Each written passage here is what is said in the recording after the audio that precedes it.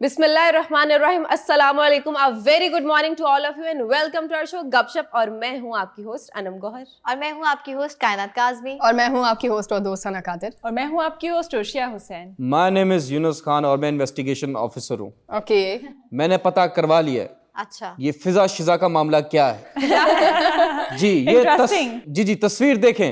जी देखिए, ये Google Chrome ने 8 साल बाद अपना जो लोगो है वो चेंज किया है, जो कि सेम ही है। तो फिजा और शिजा यही है। ओके ये किस किस्म की अनसॉल्व्ड मिस्ट्री है? I just solved this, the biggest mystery of this world.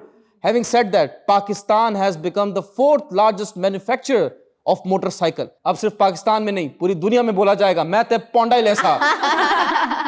बात यहाँ खत्म नहीं होती। जी पंजाब एजुकेशन मिनिस्टर जी मुराद रास साहब ने एक और रास पे फाश किया है। जी रास को फाश किया है। नहीं रास उनका रास फाश किया है। जी जो भी किया है राज होते ही फाश होने वो के लिए। छोड़े फाश नहीं किया, उन्होंने एक बहुत अच्छा काम किया है। जी पंजाब में जो गवर्नमेंट स्कूल्स हैं, छोटे छोटे बच्चे प्राइमरी जो स्टूडेंट्स होते हैं उनके लिए फ्री मील प्रोग्राम स्टार्ट किया। ताली होनी चाहिए। Very nice. ये Very nice, मैंने क्या कहते हैं इमेजिनेशन में ताली नहीं नहीं, हम लोग ने आपके लिए आप बजा टेबल का सहारा ले अब सकते मुझे आप ये बताएं कि जो बच्चे हैं छोटे छोटे मुझे उनको एडमिशन लेना है पंजाब के स्कूल में। आपका हो भी जाएगा। बट हैविंग सेड दैट, आपको पता है पाकिस्तान की जो इमेज है वो पूरी दुनिया में अच्छी बन रही है। मैं बताता हूँ कैसे। कैसे? रशियन प्राइम मिनिस्टर और प्रेसिडेंट व्लादिमीर पुतिन ने इनवाइट किया इमरान खान साहब को कि आप हमारे देश में आए, हमारे मुल्क में आए और हमसे बातचीत करें। माशाल्लाह। ये सबसे बड़ी अचीवमेंट है। You know why? Why? पिछले 20 साल में he is the first prime minister who is the head of the state of Pakistan जिसको इनवाइट किया है रशिया ने। तो तालियां होनी चाहिए। क्योंकि अब हम अमेरिका को बोल चुके हैं absolutely not, we don't care about America, Russia we are coming. Having said that, Imran Khan साहब इतना जब काम कर रहे हैं, इतना काम कर रहे हैं, तो लोगों के दिल तो टूटेंगे, ऑपोजिशन का दिल तो टूटेगा। Exactly. लिटरली टूट गया है नवाज शरीफ का, उनको ब्रोकन हार्ट सिंड्रोम हो चुका है। एंड जो शहबाज गिल हैं, एडवाइजर टू पीएम, उन्होंने कहा है कि नवाज शरीफ साहब को दूसरी शादी कर लेनी चाहिए क्योंकि उनका दिल टूट चुका है। तो उन्होंने क्या सीन है पेवन लगाने उनके दिल को? देखिए जब दिल टूटता है तो कोई दूसरा आके ही उस दिल में अपनी जगह बनाता है, तभी आपका दिल वापस जुड़ता है। इसी बात पे एक शेर बोल देता हूँ। आपको शेर बोलने से पहले आप मुझे एक बात बताएं कि ये लगता है आपको कि जुड़ जाएगा शादी करने के बाद? देखें प्यार तो हो जाता है, मोहब्बत तो हर पल पे होती है मर्द को। मैं बताता हूँ कि जिनके दिल टूटे हैं, उनका दिल जुड़ जाएगा, दूसरी का टूट जाएगा। बिल्कुल, जिनका दिल टूटा हुआ है तो उनके लिए एक शेर अर्ज किया है इरशाद। कि वो बेवफा नहीं थी सनम, ओके वो बेवफा नहीं थी सनम, कमबख्त हम गरीब थे। नाइस। बात यहाँ खत्म नहीं होती। भी और भी मुझे लगता है बहुत कुछ है आपके स्टॉक में। नहीं मैं इतना गोदाम, हमारी होलसेल दुकान में इतनी जगह थी। आखिरी न्यूज आपकी खिदमत में पेश करने लगा हूं। जी Pakistan has beaten India. How? सिर्फ वर्ल्ड कप में नहीं, टेक्सटाइल एक्सपोर्ट्स में। Oh yes, made in Pakistan पूरी दुनिया में हावी होता जा रहा है। Very nice. आप टेक्सटाइल एक्सपोर्ट्स की बात करते हैं, यूएस में जो मेजॉरिटी परसेंटेज है एक्सपोर्ट्स की from Pakistan, it is 39%। India 20 पे खड़ा हुआ है, बांग्लादेश और नीचे है। यूरोपियन कंट्रीज में भी Pakistan is going to beat India. पूरी दुनिया में मेड इन पाकिस्तान हो रहा है, and that's just because of Imran Khan vision. तालियां होनी चाहिए। मैं तो पहले दिन से इनकी बहुत बड़ी फैन, और अब तो वाकई एक ही दिल है। कितनी दफा लेंगे, आय हाय हाय हाय हाय। कितनी दफा जीतेंगे भी कह सकते हैं। वो देखें, इमरान खान साहब के पास सिर्फ एक दिल आपका नहीं है, पूरी दुनिया के लोग बैठे हुए हैं कि सर आप हमारा दिल ले लें। इमरान खान साहब कह रहे हैं नहीं, Pakistan comes first. He got million of hearts. माशाल्लाह और माशाल्लाह। पाकिस्तान का जो है वो उनको दिल बनाना है, बल्कि और एक है जिनको पाकिस्तान दिल के मर्ज ही नहीं खत्म होते। जी शाह। और जैसे कि पाकिस्तान को उनको खूबसूरत बनाना है, इसलिए। जी कायनात, आप क्या कहती हैं इस बारे में?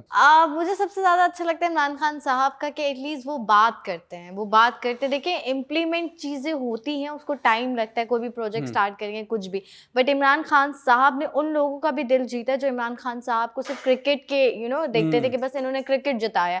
पाकिस्तान में ऐसे बहुत सारे लोग हैं, उन्होंने उनको पॉलिटिशियन नहीं माना था उनकी हुकूमत में आने के बाद भी नहीं, लेकिन अब उनसे भी सुने तो वो कहते हैं एटलीस्ट ये कुछ कर रहे हैं।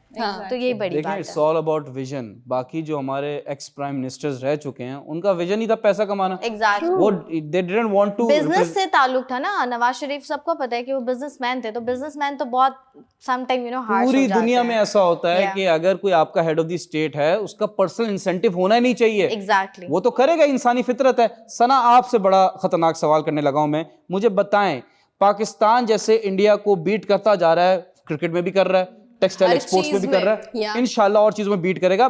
फिर से कहता हूं, इंडिया से कोई प्रॉब्लम नहीं, इंडियन सांप से प्रॉब्लम है, जिसको हम मोदी Indian सांप कहते government से। हैं, उससे इशू है। लेकिन वो एक तरह से कि हमारी इकोनॉमिक ग्रो हो रही है, it's a comparison of positive thing.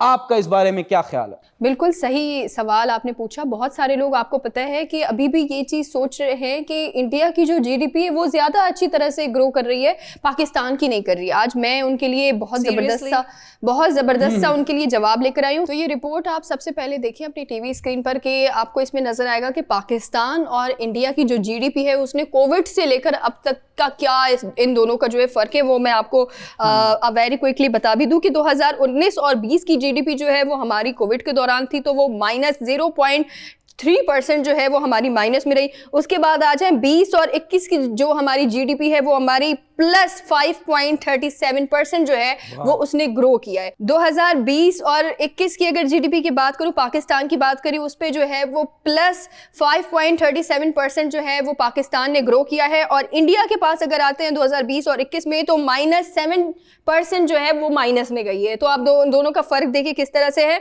और अभी की अगर नेट ग्रो की बात करूं, मैं दोनों की पाकिस्तान और इंडिया के बारे में बात करूं, तो हमारी नेट ग्रोथ जो है वो 5% है, ये प्लस में है, माइनस में नहीं है। और इंडिया की जो है वो -3% है। तो आगे आप खुद सोच सकते हैं कि दोनों में क्या जो है वो फर्क आपको वाज़े तौर पर दिखाया है। बेसिकली ये जो चीज़ यूनेस लाने का मकसद सिर्फ ये है कि बहुत सारे लोग जो है वो इस चीज़ को ट्रोल कर रहे हैं कि पाकिस्तान की जो जीडीपी है वो 2020 में और 2021 में माइनस में गई है।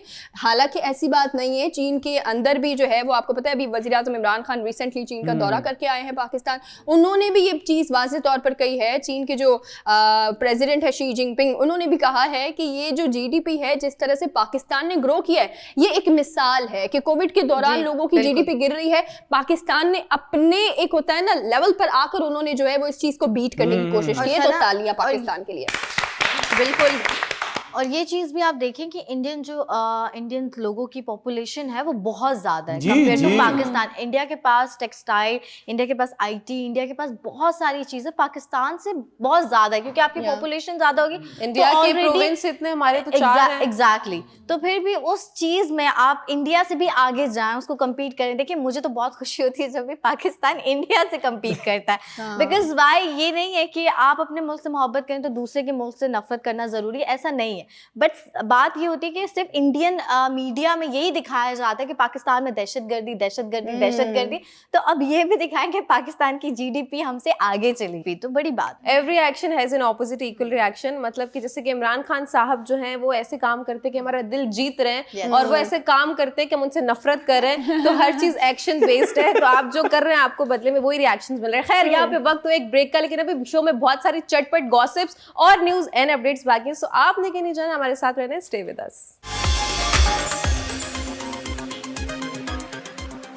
Welcome back from the break. और यहाँ पे हम आ चुके हैं ब्रेक से वापस आपकी खिदमत में, फिर से पेश नज़र हैं और बहुत सारी खबरें आपके साथ यहाँ पे ब्रेक करेंगे। लेकिन यहाँ पे बात हो रही है पाकिस्तान की अचीवमेंट की, हमारे खूबसूरत से लीडर इमरान खान साहब की, जो मेरा दिल जीत चुके हैं और बहुत सारी आवाम का भी। तो यहाँ पे एक और चीज़ बताऊँ कि हमारे जो पाकिस्तान के लोग हैं वो बड़े रिच हैं। रिच किस सेंस में कि उनको पता है कि ताल्लुकात को कैसे बना के रखना है और रिश्तों को कैसे समेट के रखना है। सिर्फ घर में ताल्लुकात नहीं, इवन कि दूसरे ममालिक के साथ अपने ताल्लुकात को कैसे स्ट्रॉन्ग रखना है। तायाबू का काम कर रहे हैं। एग्जैक्टली।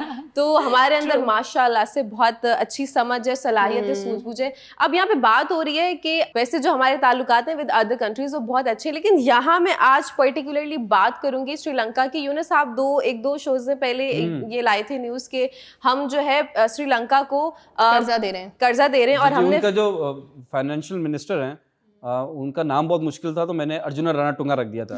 एग्जैक्टली वो मैं भी लिख के लाई हूँ, बिकॉज कुछ नेम बाकी इतने मुश्किल होते हैं और आपको याद नहीं हो पाते। बट आपको सही बताना बहुत जरूरी है। तो हम भी पढ़ के आते हैं उसके बारे में, प्रोनाउंसिएशन साइड देख के आते हैं, बिकॉज आप टीवी बैठ के गलत साउंड ना करें तो अच्छा है, देख के पढ़ लें। टीवी पे बैठे भी नहीं ना, there are some protocols of screen जो हमें फॉलो करने चाहिए, क्योंकि हम जो करेंगे आप हमसे इन्फ्लुएंस होके वो ही करेंगे, तो हमें अच्छी चीज आपको टीच करनी जी। चाहिए। तो आप भले देख के पढ़ लें वो बेहतर है, लेकिन गलत बोले ना स्क्रीन पे, अगले को मिसगाइड ना करें, वो गलत है। तो पता चले गूगल पे कोई और ही नाम सर्च कर रहा हो। अच्छा, तो आज के बुलेटिन में आपको खुशामदीद करती हूँ, आपकी मेजबान अनम गौहर। और आज की पहली हेडलाइंस है Sri Lanka to borrow $200 million from Pakistan. और ये थी हेडलाइंस। अब हम करेंगे कुछ इस पे मजीद तफसीलात और खुलासे भी। वाओ, ये तो मेरे मुंह के लफ्ज आप लोगों ने छीन लिए। लेकिन यहाँ मैं आपको बताती हूँ, ऐसा लगता है कि पाकिस्तान ने श्रीलंका को $200 मिलियन देने की हामी भर दी है। वाओ। और इस चीज को जो है मेक श्योर किया है श्रीलंका के एक निजी चैनल ने। तो श्रीलंका की हुकूमत ने बताया, मतलब उनकी गवर्नमेंट ने बताया अपने चैनल्स पे कि जो गवर्नमेंट ऑफ पाकिस्तान है, इनके साथ जो हमारा ये मुआहिदा हो रहा है इतनी बड़ी रकम का, इसके लिए जो उनकी बुनियादी चीजें हैं, जो लीगल फॉर्मेलिटीज हैं, उन पे उन लोगों ने काम करना शुरू कर दिया है। वाह वाह। तो दोनों ममालिक ने ये फैसला कब लिया, मैं आपको बताती हूँ कि श्रीलंका के वजीर तिजारत बेंदुल्ला गुनावर्दाना ने अभी इस्लामाबाद का एक हालिया दौरा किया है। तो उस दौरे के दौरान उन्होंने ये फैसला किया। और यहाँ पे जो निजी चैनल है उनसे बात करते हुए सेक्रेटरी बराए ट्रेजरी सजिद अति गले, for me it's Muttiah Muralitharan, Sajid अति गले, ओके ठीक है, तो उन्होंने इंकशाफ किया है कि ये जो दोनों ममालिक का जो के बीच ये जो मुआहिदा हो रहा है, ये असूली तौर पे दोनों की बाहिमी रजामंदी से हो रहा है और दोनों मुल्कों ने खुशी खुशी इस पे इत्तेफाक किया है। अच्छा ना, अच्छी बात है, ये बहुत अच्छी बात है। लोग कहते हैं, एक मिनट कानत, लोग कहते हैं कि हमारे पास पैसे नहीं है, लोग हमसे पैसे ले रहे हैं। नहीं, मुझे लगता है क्लैप होनी चाहिए। एग्जैक्टली। अच्छा अनम, एक बात क्लियर कीजिएगा कि ये पैसे ले रहे हैं या हमसे जो है वो मतलब कर्जा। हाँ कर्जा तो ले रहे हैं, लेकिन वो कर्जा ले रहे हैं या जिस तरह से, क्योंकि आपको पता है कि हमने इस पर आई थिंक बात भी की थी कि सीमेंट और दीगर दूसरी अशिया वो लोग जो है वो हमसे कर्ज पे ले रहे हैं। जी एग्जैक्टली, आपने सही कहा। मैं आपको ये तो बताऊंगी, ये मेरी जो न्यूज थी उसका ब्रेकिंग पॉइंट था कि हम जो उनको $200 मिलियन दे रहे हैं, $200 मिलियन देने के पीछे सबसे बड़ी वजह यह है कि उनको सीमेंट और चावल की खरीदारी करनी है। तो पैसा आ रहा है बाबू भैया, पैसा जा रहा है। आएगा भी ना, दुआएं आएंगी। हाँ कह सकते हैं। नहीं यूनुस, आएगा पैसा। उसका रीजन ये है कि अभी आप मुझसे अगर चावल लेंगे, मेरे पास बहुत सारा चावल है, अगर आप लेंगे तो सोचिए मैंने आपको तो मकरूज कर लिया ना, आप मुझे उस चावल का पैसा आराम से देते रहेंगे। देखिए वो अच्छी बात है, लेकिन मुझे तो ये लगता है कि हमारे पास है कब जो हम दे रहे हैं।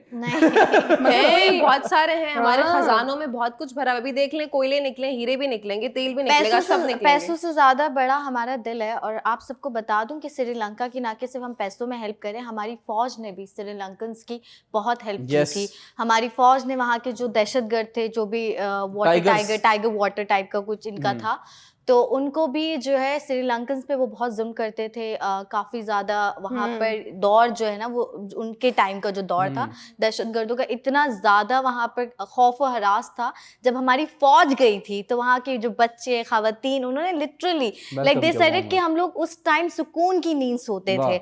तो हमारी फ़ौज, पाकिस्तान ने देखिए हमेशा से हर किसी की हेल्प किया। अब हम पैसों में हेल्प करें, लोन हो, कर्जा देने के लिए भी बड़ा दिल चाहिए होता है। ये नहीं कि आईएमएफ कर्जा दे के आईएमएफ जो है हमारे मुल्क को खा रहा और तबाह कर रहा और अपनी शराइत मना रहा। तो मुझे नहीं लगता कि अगर ये मुआहिदा होगा भी तो पाकिस्तान कोई श्रीलंकन गवर्नमेंट पर जो है इस तरह का प्रेशर या कोई ऐसी जो शराइत रखेंगी जो उनके लिए नामुमकिन हो या मतलब कहीं ना कहीं सूद जैसा हो। We are great friends with Sri Lanka. We are a great nation. Yes, and plus having said that, 90s में जब ये अपने पीक पे थे द टेररिस्ट ऑर्गेनाइजेशन इन श्रीलंका, तो कोई इंटरनेशनल टीम वहां का टूर नहीं कर रहा था। Pakistan was the only country जिसने कहा कि हम आपके मुल्क में आके क्रिकेट खेलेंगे। I think Wasim Akram was the captain at that time. तो वही बात है ना, पाकिस्तानियों का जो दिल है वो बहुत बड़ा है, चाहे वो कर्ज देने में हो या हेल्प करने में हो। जैसे कि हमारी फौज है वो बहुत ज्यादा हेल्पफुल है। आई मीन कहीं पर भी जाती है तो हर चीज को जो है, मतलब चाहे वो खाना हो या किसी की जान बचानी हो या कुछ भी करना हो, तो हमारी फौज जो है सबसे आगे होती है। तो हमारी फौज के लिए तो क्लैप बनती है भाई। I love the military system of our country. अच्छा, वो बात की जो भी तफसीलात हैं उस पे तो खैर उस मरहले पे बाद में काम करेंगे, लेकिन यहाँ पे एक और चीज आप सबको बता दूं कि इस क्रेडिट लाइन के तहत श्रीलंका के स्टेट ट्रेडिंग जर्नल कॉर्पोरेशन के जरिए सीमेंट और बासमती चावल और पाकिस्तान में तैयार करदा अद्वियात पर बरामद, मतलब कि इंपोर्ट करेगा वो मुल्क हमसे श्रीलंका की जो सीमेंट की मार्केट है उसको बहुत ज्यादा किल्लत का सामना करना पड़ा था, जिसकी वजह से जो कीमतें थी वो आसमान को छू रही थी। Oh my God. अब यहाँ पे दिलचस्प बात क्या है, जैसे कि कायनात बता रही थी, दिलचस्प बात ये है कि आईएमएफ का जो बेल आउट का पैकेज था वो श्रीलंका ने मुस्तरद कर दिया कि भाई जैसे आईएमएफ से कर्जा तो हम लेते हैं, आप सबको पता है आईएमएफ का काम है ये कि पैसे देना, बट यहाँ पे श्रीलंका ने उनको मना कर दिया कि नहीं, मुझे कायनात से मेरी बातचीत अच्छी होगी, मैं इससे पैसे ले, मतलब कायनात अभी पाकिस्तान है तो मैं यहाँ से ले रही हूँ, आप आईएमएफ में आपसे नहीं ले रहा, ठीक है। वाह वाह वाह वाह। स्मार्ट, मुझे लगता है बहुत स्मार्ट है श्रीलंका। क्योंकि शराइत के ऊपर होता है ना, आईएमएफ की शराइत बहुत मुश्किल है। कब्जा कर लेते हैं। इसका मकसद ये कि जो ईंधन और खुराक के बाइस जो बनने वाला मुआशी बहरान है उससे निमटना है। वाह वाह। जो लोग ये नहीं जानते मैं उन्हें बता दूं कि पाकिस्तान जनूबी एशिया में श्रीलंका का दूसरा बड़ा तिजारती पार्टनर है। वाह वाह। Wow, that's really amazing. अच्छा, एक बात और बता दूं कि पाकिस्तान जो है वो पहला मुल्क था जिसने श्रीलंका के साथ फ्री ट्रेड का मुआहिदा किया था, मतलब कि चीजों की वो जो तिजारत है वो फ्री में होगी। वाह वाह। Very nice. श्रीलंका से पाकिस्तान में 4000 अशिया दरामद की जा सकती हैं। ओह माय गॉड, माशाल्लाह। अच्छा, आखिर में आपको एक और बात बताती चलूं कि 2010 के अव्वल में दोनों ममालिक के दरमियान एक तिजारत हुई थी जिसमें अराउंड $400 मिलियन की लागत आई थी। अनम, आपने बहुत अच्छे से बताया कि किस तरह से पाकिस्तान और श्रीलंका के दरमियान जो है वो बहुत गहरे ताल्लुकात हमें नजर आए। अगर आप देखें, अगर रिलेशनशिप में आप स्टडी भी करते हो उसमें भी साफ पता चलता है जैसे चीन और पाकिस्तान के दरमियान जो है वो हमेशा अच्छे ताल्लुकात रहे हैं, इसी तरह से श्रीलंका और पाकिस्तान के दरमियान भी अच्छे रहे। उसका रीज़न ये है कि पाकिस्तान जो है, मतलब जो श्रीलंका है उसकी कहीं ना कहीं उसका दिखता है जिस तरह से पाकिस्तान के ऊपर बहुत ज़्यादा एक प्रेशर जो है वो अमेरिका हमेशा से रखता है अपना, इसी तरह से जो है वो श्रीलंका के ऊपर भी अमेरिका ने माजी में बहुत ज़्यादा प्रेशर रखा है, जिसकी वजह से अब अमेरिका से बहुत सारी ऐसी रियासतें हैं जो अब कह रही हैं बस हम आपको नहीं अफोर्ड, यानी कि ताल्लुकात जो हैं वो खत्म कर दिए हैं। हाँ, काफ़ी ज़्यादा अब तो कर रहे हैं। जी जी जी, बिल्कुल बिल्कुल। देखें, ये बड़े गट्स चाहिए टू से नो। या IMF को नो कहना It's not easy, require lot of guts and being very honest, हम नो नहीं कह सकते कमर्शियल वालों को क्योंकि ब्रेक है। लेकिन ब्रेक के बाद हमारे पास मौजूद है एक अदद एंटरटेनर जो हमें एंटरटेन करेगा, जो आपको एंटरटेन करेगा, इन सबको एंटरटेन करेगा। मिलते हैं एक छोटे से एंटरटेनिंग वाले ब्रेक के बाद। अब्दुल्ला मेरा नाम है, गपशप में मैं आया हूँ। यूनुस है होस्ट, जिसका अरशद भाई डायरेक्ट करे, आसिफ भाई प्रोड्यूसर हैं। इस गेम में मैं छाया हूँ मोटिवेशन टॉप पर। सुफियान भाई सपोर्ट करते, वजी भी समझाता है, गली बॉय बुलाता है, डर रहा था जब पहली बार पास फिर बिठाया था, काफ़ी फिर समझाया था, अनम हॉलिक्स ने हंसाया था, मेरी सारी बातें सुनकर मुंह ना बनाया था। 6 घंटे था मैं सबके साथ, मैंने बोर ना कराया था, चिकनी चपड़ी बातों से सबका दिन बनाया था। सना कादिर ने समझाया था, हम यूँ नहीं करते जज, रैप कर तू कड़क, हेटर्स को कर दे शट अप, तेरी स्टोरीज बहुत आला हैं, तू करता जा बस हसल और काम कर तू असल। इंडस्ट्री में लोग करते जलन पर देते हम इनको मरहम, काम इधर असली है तभी लोगों की ना इनसे बनती है, ना यहाँ कोई नकली है, इन पे रैप करना मेरा फ़र्ज़ भी है। वाह, हम तीनों घर चले जाएं। नहीं नहीं, सना सब बोला ठीक है, लेकिन जो आपने मेरा अनम हॉलिक्स मेंशन किया ना, सुन रहे हैं आप सब? हाँ। इंस्टा अकाउंट ये स्टॉकर है पूरा, यू सीरीज के हीरो। Welcome back. हम तो अपनी बातों में लग गए। बहुत अच्छा रैप किया, ये खुद लिखते हैं, he is just 17 years old। Please give a huge applause to Mohammad Abdullah. Mohammad Abdullah, just tell me कि कैसे फिगर आउट किया कि आप क्या बन सकते हैं लाइफ में, अपना पैशन कैसे आपने मैंने डिस्कवर बचपन किया में ही कर लिया। कि रैप करना अभी है? कौन सा बुढ़ापा चल रहा है? हाँ, अभी नहीं, जैसे मतलब नर्सरी KG1 KG2 में था ना, तभी सोच लिया था। मुझे लगता है आपने जब आप पैदा हुए होंगे ना उसी वक्त कर लिया होगा, ऐसा ही है। अच्छा, मुझे एक बात बताएं। नहीं, ये तो मजाक हो गया, आप सही बताएं। और क्या क्या कर लेते हैं रैप के अलावा? रैप के अलावा मैं डायरेक्शन वगैरह भी कर लेता हूँ। और जैसे हाँ, अरीना में हमारा जो 2nd सेमेस्टर होता है उसका पोर्टफोलियो के लिए हम एक वीडियो बना के देनी पड़ती है। अच्छा, ओके, ये क्लियर कर दें कि अच्छा आपने क्लियर कर दिया। लोग ये समझ रहे हो कि आप खड़े होकर डायरेक्शन देने के लिए, यहाँ से ये रास्ता इधर है, ये भी करता हूँ, बाहर में नहीं कर रहा हूँ। ये सारे काम करता है। अच्छा, आप एक बात बताएं मुझे, जब आप फर्स्ट टाइम आए थे तो आपने कभी सोचा था कि मैं फर्स्ट टाइम जो है हमारी गपशप टीम के साथ आप मिलेंगे और शो में आएंगे? आपने कभी सोचा था ऐसा? ये आपने कपिल वाला शो क्यों कपिल वाला सवाल जी किया मैंने है? सोचा था, सोचा था? क्या सोचा था? मैं ख्वाब देख के आया था। क्या कैसा लग रहा है आपको यहाँ के? मुझे बहुत बुरा लग रहा है। बुरा लग रहा है। बहुत क्यों? बुरा लग रहा है। क्यों? मुझे गर्मी लग रही है थोड़ी, मतलब ना एसी चल रहा है आपने अच्छा, आप ये कहना चाह रहे हैं कि हमारे शो में आके आपको बुरा लग रहा है? नहीं, मैं आपकी मुझे खिदमत में अगली एक बार भी आना है। रैप पेश करने लगा हूँ। बेटा अब्दुल्ला, यू आर माय बच्चा, खा जाऊंगा मैं तुझे कच्चा, साइड पोस्ट से लगता है तू टुच्चा, गपशप शो के बारे में तुझसे किसी ने पूछा? On time, this is really amazing. Abdullah देखिए यूनुस मेरी बारी है। प्लीज। ओके ऐसा कि स्टैंड अप भी है, क्योंकि स्टैंड अप भी है। स्टैंड अप भी है। आ जाओ। लेकिन अब्दुल्ला, मुझे आपसे एक सवाल करना। आपने कहा कि आपको अच्छा नहीं लगता, चलें ठीक है, मजाक में ही कहा कि गर्मी लग रही है, वैसे जैकेट पहनी हुई गर्मी कैसे लग रही है, जैकेट उतार दें आप, ऑडियंस भी यही कहेगी। लेकिन मुझे ये सवाल पूछना, आप तीसरी से चौथी बार आई थिंक तीसरी बार आ चुके हैं, तो आप जब भी यहाँ पर आते हैं तो आपको यहाँ आने के बाद जो एपिसोड आपको देखते हैं आपके दोस्त, आपकी फैमिली, तो वो आपको नेक्स्ट कोई वो होता है, टिप देते हैं या अप्रिशिएट करते हैं, क्या कहते हैं? दोस्त वगैरह बड़ा सपोर्ट करते हैं। सपोर्ट करते हैं? फैमिली बहुत सपोर्ट। अच्छा, एक टिप अगर मैं आपको दूं तो आप लेना चाहेंगे? जी आप दे। यूं खड़े हो या अच्छा, मैं समझा भी आप ठीक है 30 रुपए निकाल के देंगी ये टिप ले लें। नहीं, यूं नहीं खड़े होते अमिताभ कभी। बच्चन का फैन हूं ना। नहीं, शाहरुख खान की तरह आप ऐसे टेढ़े खड़े हैं, यूं, ऐसा। जो इंसान यूं खड़ा होता है ना, बॉडी लैंग्वेज, तब आपका दिखता है या आपकी बातों में दम या है। बातों में दम होना जरूरी है ना, उसके लिए बॉडी लैंग्वेज पर काम करनी चाहिए ना। अच्छा अब्दुल्ला, मुझे ये बताएं कि आप कह रहे हैं कि आप रैप आपने बहुत पहले सोच लिया था, लेकिन पाकिस्तान में जो रीसेंट ट्रेंड आया है रैपिंग का, आई थिंक 6-7 इयर्स, इससे पहले तो मेरे ख्याल से नहीं था इससे रैप पहले था, बहुत कम था। लेकिन उस टाइम आपका एक्सपोजर था। अब यू आर जस्ट था, मेरे 17। दोस्त वगैरह सब जानते थे, बड़े बड़े यूट्यूबर्स वगैरह सब मुझे जानते थे as a rapper. Younus Pakistan में नहीं था, पर दुनिया भर में तो था, तो क्रेज तो हो सकता है आपको। अच्छा, if you are a big fan of rapping, तो मुझे ये बताएं, ये आपका इम्तिहान है कि दुनिया में पहली दफा रैप कौन लाया था? This is not related to Pakistan और any country, but who was the first rapper जिसने रैप को इस दुनिया में इंट्रोड्यूस कराया था? हम सब तो एमिनेम को ही सुनते हैं। No. टूपैक, अपाची। अपाची। यस, ये ब्रांड तो नहीं पता है था ना? आपको? आज जाइएगा अपाची गाने सुनेगा, हनी सिंह अपाची को कॉपी करते हैं। एवरी बिग सारे रैपर, rappers, I मतलब जो think. पहली जड़ स्टार्ट होती है ना रैपिंग की, दैट वाज अपाची। अच्छा, अभी आप किसको फॉलो कर रहे हैं? अभी मैं सबको फॉलो करता हूँ। नहीं, इंस्टाग्राम पे स्टॉकिंग की बात नहीं कर रहे, रैपर की बात कर रहे हैं। हाँ, Why you nervous? Why you are so nervous? आप तो यहाँ पे तीसरी बार आए हैं, बट आप मुझे पता आज नहीं क्यों।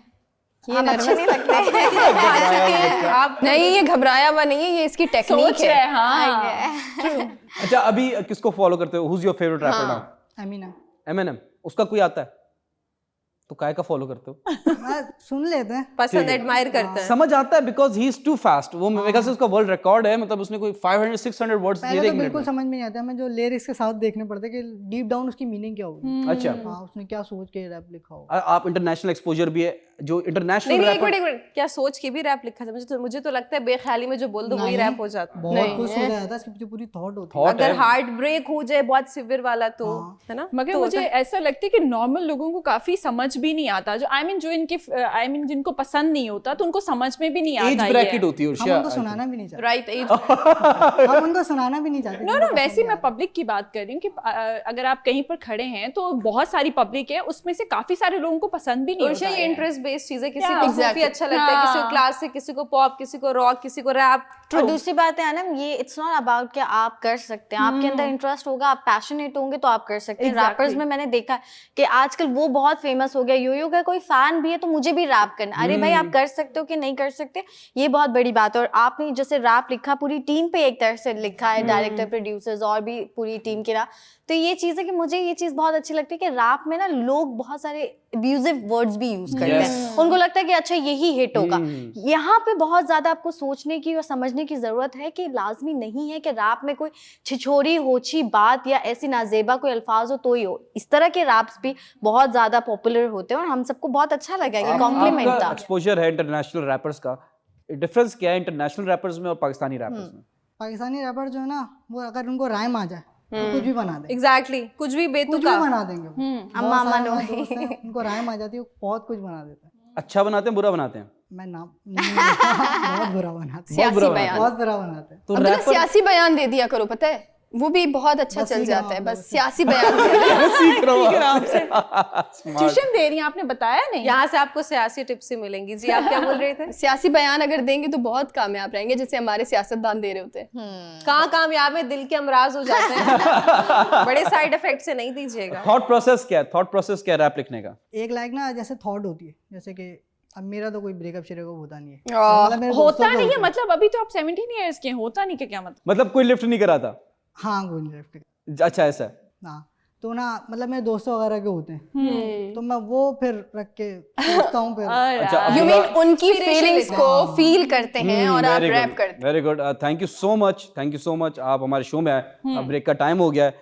आपने बहुत अच्छी बात की कि एक आर्टिस्ट बनने के लिए दिल टूटना बहुत जरूरी है, या जरूरी नहीं है। नहीं बहुत जरूरी है। एंड बीइंग वेरी ऑनेस्ट, अभी इस दुनिया के सबसे बड़े जो आर्टिस्ट है वो नवाज शरीफ हैं, बिकॉज उनका ब्रोकन हार्ट सिंड्रोम चल रहा है। Yeah. तो thank you once again Abdullah, आप हमारे शो में आए, इंशाल्लाह फिर आपको दावत देंगे। मिलते हैं एक बस छोटे मैं से जाने से पहले आपसे एक बात कहना चाहता हूँ, आपके ब्रेक जो में बाल करना। है इसमें से मेरे कंबल निकाल के दे। क्या क्या क्या आपके जो बाल है उनमें से मेरे कंबल निकाल के दे। कंबल निकाल के दूं? निकाल के दें। अच्छा, मैं आपको, क्योंकि आप जितना आपका साइज है, कंबल नहीं तौलिया दे सकता हाँ, हूँ, please। ठीक है। मिलते हैं एक छोटे से ब्रेक के बाद। Welcome back. मैं आज एक ऐसे इंसान के बारे में बात करना चाहती हूँ, या ऐसे इंसान को ट्रिब्यूट पेश करना चाहती हूँ जिसे शायद, मतलब सीरियसली मेरा फर्स्ट टाइम ऐसा हुआ है कि किसी इंसान को इतना डिटेल में पढ़ने के बाद या सुनने के बाद या उनके बहुत सारी चीज़ें देखने के बाद जो है आप सोचते हो कि ये इंसान, इसकी पर्सनालिटी कितनी कितनी ऐसी, लाइक क्या कह सकते हैं ना कि ग्रेसफुल, कितनी उनकी पर्सनालिटी वसी थी। एक ऐसा नाम, एक ऐसी शख्सियत, एक ऐसी इंसान जिन्हें बुलबुले हिंद भी कहा जाता था। आप लोग समझ तो गए होंगे कि मैं लता जी के बारे में बात कर रही हूँ, लता मंगेशकर के बारे में। आज वो ज़बान में उस तरह के अल्फाज में चाहती हूँ कि आए कि मैं ये फ़र्ज़ अपना समझ के कि इतनी बड़ी लेजेंड, इतनी बड़ी आर्टिस्ट के बारे में मैं जो बात कर रही हूँ, शायद मैं ये कहूँ कि हाँ, हम इंसानों में कुछ इंसान ऐसे हैं कि वो हमेशा हमारे दिलों में ज़िंदा रहेंगे। उनमें से एक लता मंगेशकर जी भी थी।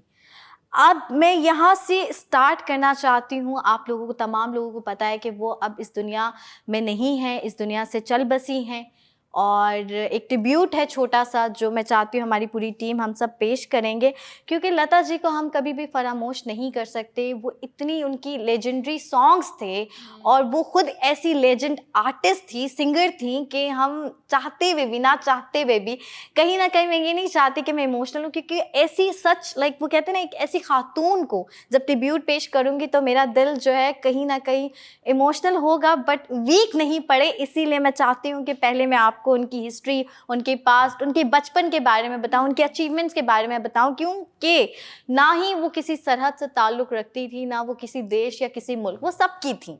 उन्हें तो ऐसे ऐसे लोग सुनते थे जिनको पता भी नहीं था वो क्या गा रही हैं। जैसे नुसरत फ़तेह अली ख़ान की कवालियों पे जो है गोरे भी झूम झूम के नाचते थे। उन्हें लगता था कि एक अलग ही ट्रांस है, वो कहीं और ही खो जाते थे। वो कहते थे कि हमें खुदाई का जो है ना यकीन जो है उनकी कवालियों से होता है। जब वो अल्लाहू अल्लाहू, एग्जैक्टली आप झूम जाते हो। इसी तरह लता जी भी एक बहुत बड़ी जो है वो लेजेंड हैं। अब मैं लता जी के बचपन के बारे में बताना चाहूँगी। पहले तो ये सब चीज़ें बताने से पहले मैं आपको बताती हूँ कि लता जी की जो तबीयत ख़राब हुई थी वो जनवरी में हुई थी। इस साल के स्टार्ट में ही जनवरी में तबीयत ख़राब हुई, उनको कोरोना हुआ। कोरोना के साथ साथ उनको नमूनिया हो गया। अच्छा, नमूनिया बुजुर्गों के लिए बहुत जानलेवा बीमारी है, कोरोना से भी ज़्यादा। तो जब उन्हें कोरोना और नमूनिया साथ हुआ, वो हॉस्पिटल में एडमिट थी मुंबई शहर के, लेकिन ठीक हो गई थी। और जैसे उनकी डेथ हुई संडे को 6 फरवरी को, तो उन्हें हॉस्पिटल से लेकर आया गया 2 दिन पहले। दोबारा सांस ना लेने पर उनको हॉस्पिटल में एडमिट किया गया, वेंटिलेटर पे उनको लिटा दिया गया। और जैसे वेंटिलेटर पे वो गई तो कुछ ही घंटों बाद उनकी डेथ हो गई। और मीडिया को ये खबर आई तो पूरी दुनिया के लिए कहीं ना कहीं ये इतनी ऐसी खबर थी कि इंसान सोच रहा था कि लता जी, और मैंने तो ऐसे भी लोग देखे जिन्हें ये खबर मिली, उन्होंने लता जी के पुराने गाने सुनना स्टार्ट कर दिया था और वो आंखें नम थी। उनका ताल्लुक किसी भी मुल्क और देश से नहीं था। बट दोबारा मैं ये कहूँगी कि लता जी की जो फैमिली थी वो पूरी गायक फैमिली थी। और लता जी के वालिद बहुत मशहूर मराठी सिंगर, म्यूजिशियन और थिएटर भी करते थे, डायरेक्ट भी करते थे थिएटर को। He is such a talented. उनका नाम था दीनानाथ मंगेशकर। अच्छा, मैं आप लोगों को बताती हूँ कि जो लता जी के वालिद थे वो वेल नॉन म्यूजिशियन थे, ऑलरेडी अपने आप में एक स्टार थे। और मराठी जो फिल्मों में ना उनका म्यूज़िक, सारा मराठी फिल्मों में म्यूज़िक भी वही देते थे और गाते पहले भी थे। मैं आपको बताती हूँ, महाराष्ट्र एक सूबा है, जैसे यहाँ पे सिंध, पंजाब, बलूचिस्तान है ना, खैबर पख्तूनख्वा, इसी तरह जो है वहाँ पर भी सूबे हैं। महाराष्ट्र सूबा है और वहाँ पे लैंग्वेज बोली जाती है मराठी, लेकिन मुंबई जो है वो शहर है। तो बेसिकली मराठी इंडस्ट्री में उनके वालिद का दीनानाथ जो मंगेशकर साहब है, उनका बहुत बड़ा नाम था।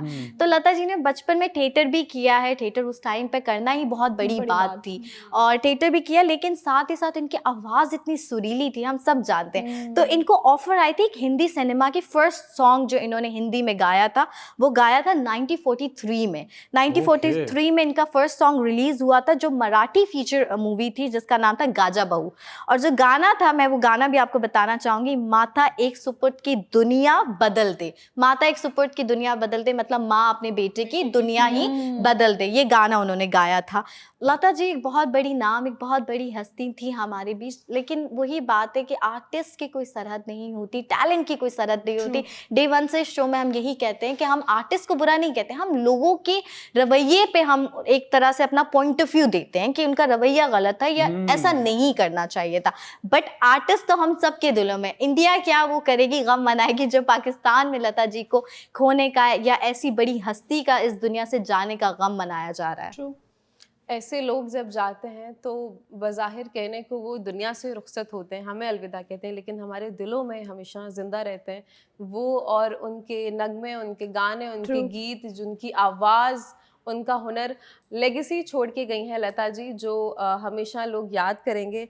और आगे आने वाली नस्लें जो हमारी यूथ है, उनके बच्चे हमेशा उनके गाने जो हैं बहुत आइकॉनिक हैं और रहेंगे, और उनकी जगह कोई भी नहीं ले सकता। उनके कुछ अचीवमेंट्स पे बात करेंगे और उन्हें कुछ मशहूर गाने तो खैर सभी को उनके पता होंगे, बट अगर हम उनको ट्रिब्यूट पेश करें तो थोड़ा सा हम नज़रसानी करेंगे उनके कुछ अहम पॉपुलर गानों की तरफ, जिनमें से some of the famous songs are, बहुत सारे लोगों ने वो मूवी देखी होगी, बड़ी पॉपुलर एंड बहुत ही फेमस मूवी थी, और बहुत ज़्यादा हमारी उम्र में जब हम छोटे थे हम सब ने देखी थी, मोहब्बतें। तो उस मूवी का एक बड़ा मशहूर गाना था, आंखें खुली हो या हो बंद, वो बड़ा अच्छा उनका गाना था। और एक प्यार का नगमा है, बहुत सुरीला उनका गीत है, दिल तो पागल है दिल दीवाना है, और लग जा गले ऐसा देश है मेरा, और हमको हमी से चुरा लो दिल में कहीं तुम छुपा लो। वाह वाह वाह। खैर अगर गानों की बात करें तो इतनी लंबी फहरिस्त है कि वो तो हमारा शो ख़त्म हो जाएगा, पर उनके गाने ख़त्म नहीं होंगे। लेकिन यहाँ पे थोड़ी सी उनके अचीवमेंट्स की बात कर लेते हैं। उनको पद्मा भूषण अवार्ड है, उनका एक काफ़ी मशहूर अवार्ड है, और ये ऐसे किसी को नहीं मिलता। Life time achievement award Lata ji को मिला है। दाता साहेब फाल्के अवार्ड से उन्हें नवाजा गया था। इसके अलावा नेशनल फिल्म फेयर अवार्ड तो कितने ही उनके घर में होंगे जी। और इसी के साथ साथ भारत रत्न अवार्ड, तो ये सारे माशाल्लाह से एक ऐसे अवार्ड हैं जो कि आपको आपकी मेहनत के, आपके दम पे, आपके बलबूते पे आपको दिए जाते हैं। जितनी भी उनकी अचीवमेंट के बारे में हम बात करें वो कम है, और हमारे दिलों में, हमारी दुआओं में ज़िंदा है। क्योंकि जब कोई इंसान इस दुनिया से जाता है तो उसमें कभी कभी ऐसा होता है कि उसमें फिर रिलीजन बीच में नहीं होता, या आपका कंट्री बीच में नहीं होता, बॉर्डर नहीं होता, कोई दोस्ती कोई दुश्मनी नहीं होती। यहाँ पे बात हो जाती है थोड़ी इंसानियत की, और हर मजहब से पहले सबसे बड़ा मजहब इंसानियत है। तो हमें बहुत I just want to add इसी में कि ये लिस्ट देखें ज़रा, ये आप देखें अवार्ड्स कितने मिले गए हैं इनको 81 अवार्ड्स दिए गए हैं, जिसमें 98 नॉमिनेशंस थी। तो इनका परसेंटेज रेशियो देखें कि वाह वाह। और मैं बस ये कहना चाहता हूँ, आर्टिस्ट कभी नहीं मरता। ट्रू। हम शेक्सपियर की बात करते हैं, वो आज भी जिंदा है। एंटोन चेखोव की बात करते हैं, वो आज भी जिंदा है। नुसरत फतेह अली खान साहब की आज भी बात होती है। इतने सारे लोगों के करियर बन गए उनके गाने चोरी करते करते, स्पेशली इंडियंस। ठीक है, तो बीइंग वेरी ऑनेस्ट, आर्टिस्ट कभी नहीं मरता। उसका जो आर्ट है वो जब तक दुनिया कायम है तब तक रहेगा। जी बिल्कुल। लता जी की अगर बात की जाए तो बहुत ही बड़ी लेजेंड हैं, और सबके दिलों पे हमेशा उन्होंने राज किया है अपनी सिंगिंग से, अपने जो टैलेंट से जो है सबके दिलों को जो है वो उन्होंने सराहा है। अगर बच्चों की बात की जाए तो आज की जनरेशन जो है वो लता जी के गाने सुन के ना बहुत ज़्यादा इंजॉय करते हैं। वही बात है कि हमारे पास कोई वर्ड्स नहीं है कि उनकी जितनी भी कामयाबी है उसके लिए कुछ चीज़ जो है वो पेश एग्जैक्टली। तो हकीकत बात है, मैं जब भी लता मैडम का नाम सुनती हूँ तो मुझे वो बचपन की यादें बहुत ज़्यादा ताज़ी हो जाती है, जब अब उनके गाने जो है वो गुनगुनाया करते थे। अभी भी गाने बहुत सारे होते हैं उनके जो अभी भी गुनगुनाया करते हैं, मतलब जो नए सिंगर आए हैं उनके नहीं सुनते, पुराने जितने भी उनके ही सुनते हैं। तो जब भी लता मैडम का मैं नाम सुनती हूँ तो मुझे जो है वो मलका तरन्नुम नूर जहाँ मैडम का नाम जो है वो याद आता है कि किस तरह मलका तरन्नुम जो है वो बुलबुल हिंद के साथ जब उनकी मुलाकात हुई। मुझे याद है कि 1945 ऑफिस में जो है उनकी बाकायदा से एक दूसरे आपको से याद है? मुझे, मैं नहीं थी उस वक्त, ठीक लेकिन है। मैंने पढ़ा है उनके बारे में। यूनुस आप पढ़ा करें, मेहनत करें, जी जी जी हसद ना हसद ना करें। नहीं, आपने बोला मुझे आज भी याद है जैसे आप वहाँ थी। ठीक है, कंटिन्यू प्लीज। तो मुझे आज भी याद है 1945 के अंदर जो है वो मलका तरन्नुम की बाकायदा से जो है वो बुलबुल हिंद के साथ मुलाकात हुई थी। बेसिकली फिल्म थी मैडम नूरजहां साहिबा की, तो उस पे जो है वो मैडम लता जी खुद जो है वो उनके पास आई, और उसके बाद उन दोनों के दरमियान एक उस्ताद का जो रिलेशन होता है, मतलब मैडम लता जो है वो हमेशा से काफ़ी ज़्यादा मतलब गाइडलाइंस लेती रहती थी वो मैडम नूरजहां से। तो मुझे सबसे अच्छी चीज़ ये लगती है कि सरहद पार का रिश्ता अभी जो है वो दो आर्टिस्ट को कभी जुदा नहीं कर पाया। वाह। बिल्कुल सही कह रही हैं। और उस टाइम पे तो देखा जाए सना, मैं यहाँ पे ऑडियंस को ये बताऊंगी कि आजकल तो जंगें नहीं हुई ना, अल्लाह ना ही करे हाँ। जंग हो। उस वक्त तो 2 जंगें हो चुकी थी, Exactly. इंडिया और पाकिस्तान की आपस में, लेकिन आर्टिस्ट ने अपने बीच में कभी भी सरहद की लाइन नहीं आने दी। और मैं आपको एक और बात बताऊं, यहाँ पे बहुत बड़ी बात है कि नूरजहां साहिबा जो है लता जी से बहुत सीनियर थी। सीनियर आर्टिस्ट को ना एक रिस्पेक्ट में आप जो है उनसे झुक के मिलें, या उनकी आप लाइक वो अगर बैठी हुई हैं तो आप खड़े होते हैं। ये पहले के दौर में बहुत था, अभी भी मैं उम्मीद करती हूँ कि दोबारा ये चीज़ आए कि सीनियर आर्टिस्ट को रिस्पेक्ट दे और सीनियर आर्टिस्ट भी जूनियर आर्टिस्ट को कहीं ना कहीं space they. Exactly. But senior की बात करी थी तो नूरजहां साहिबा जो है उन्होंने लता जी को कहा, पहली दफ़ा मुलाकात जो आपने ये किया वाक़या तो मुझे याद है, क्योंकि मैंने ये इंटरव्यू लता जी का सुना कि मैं पहली दफ़ा नूरजहां साहिबा से मिली तो उन्होंने कहा कि बेटा कुछ गुनगुना के सुनाओ। तो कहती हैं कि मैंने सुना, पहले तो मैंने कहा दीदी आपके सामने, तो उन्होंने कहा जी। तो कहती है मैंने सुना, तो वो लिटरली अप्रिशिएट करते हुए खड़ी हो गई और उन्होंने कहा कि आप बहुत आगे जाओगी। तो आप बहुत आगे जाओगी, ये तब उन्होंने बात बताई जब वो ऑलरेडी इतनी बड़ी स्टार बन चुकी थी। तो किसी ने इनको लाइक आपको पता है मीडिया के लोग कंपैरिजन करते हैं, उनको किसी ने कंपेयर कर दिया नूरजहां साहिबा से। वो खड़ी हो गई और उन्होंने कहा कि मुझे इस शख्स को इंटरव्यू नहीं देना। This is called respect. तो इसीलिए आज वो खातून जो इज्जत डिजर्व करती थी, हम चाहते हैं ऐसी हस्ती, और कहीं ना कहीं हम सब के दिलों में वो हमेशा बसी रहेंगी, आपके दिलों में बसी रहेंगी। उम्मीद करती हूँ ये छोटा सा ट्रिब्यूट इतनी बड़ी हस्ती के लिए काफ़ी होगा।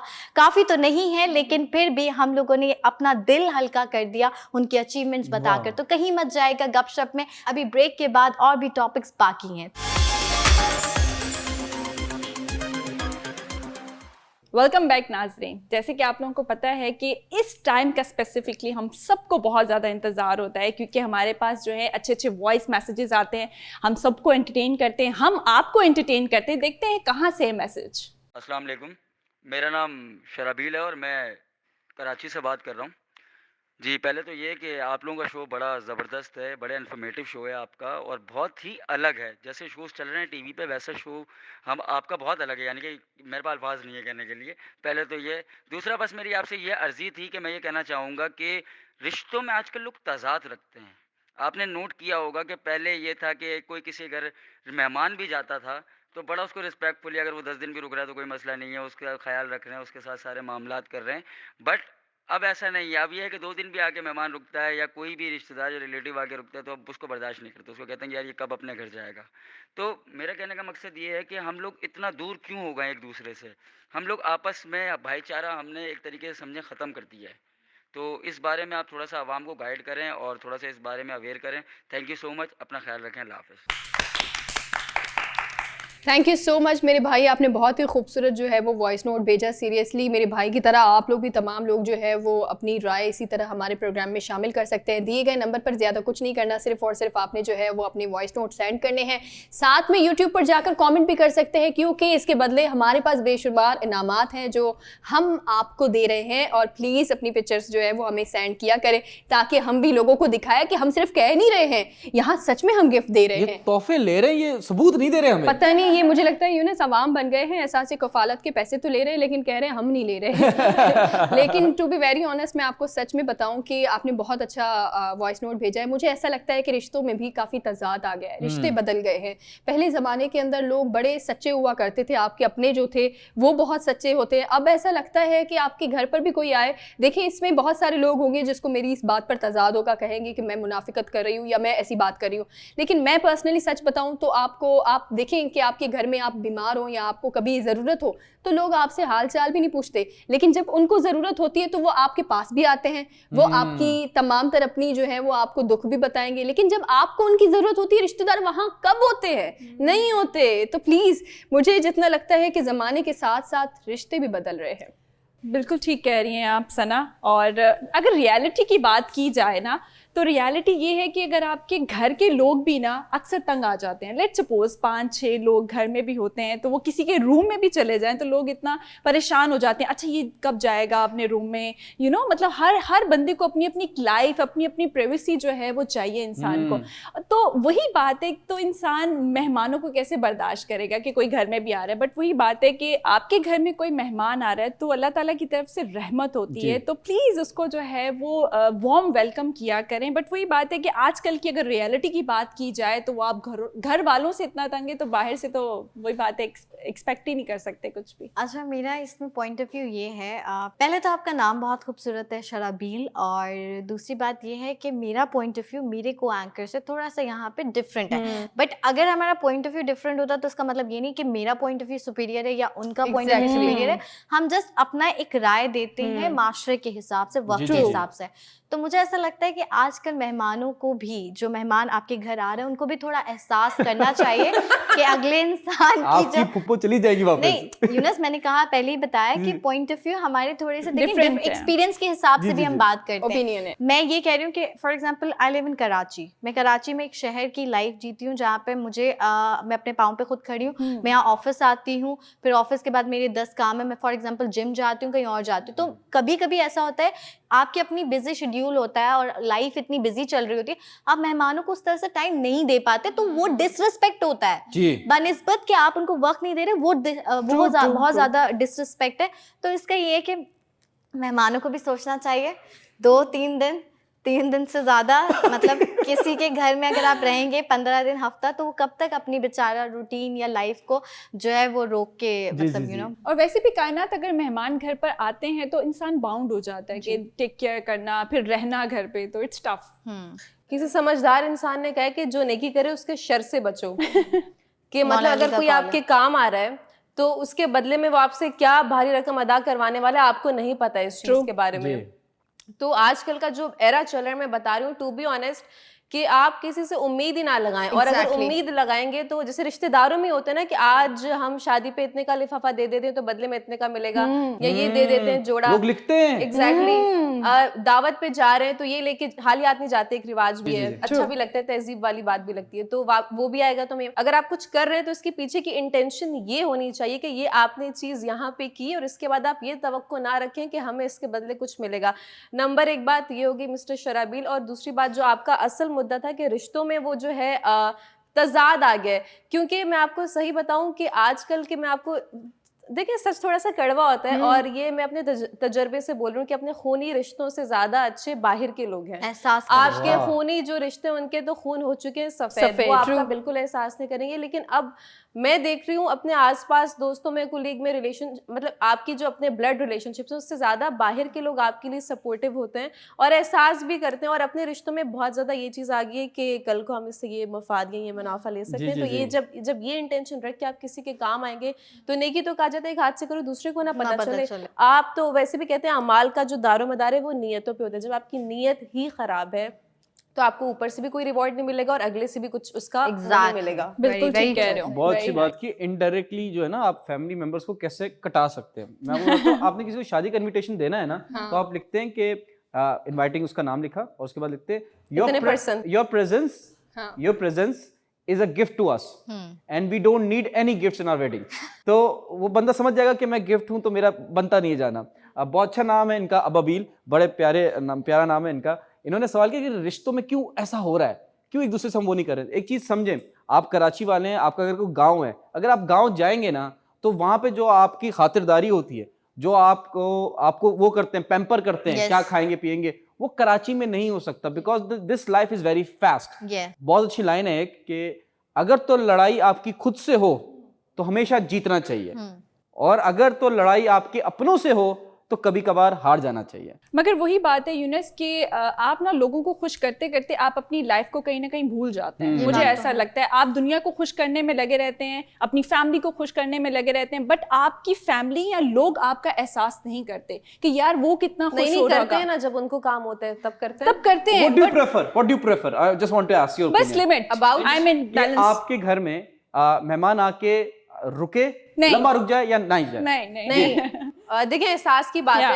है, अगले का भी एहसास करें और उतना ही रुके जितना अगले को ये ना लगे कि अब ये हम पे बोझ बन वो रहा है। टाइम फ्रेम कितना है?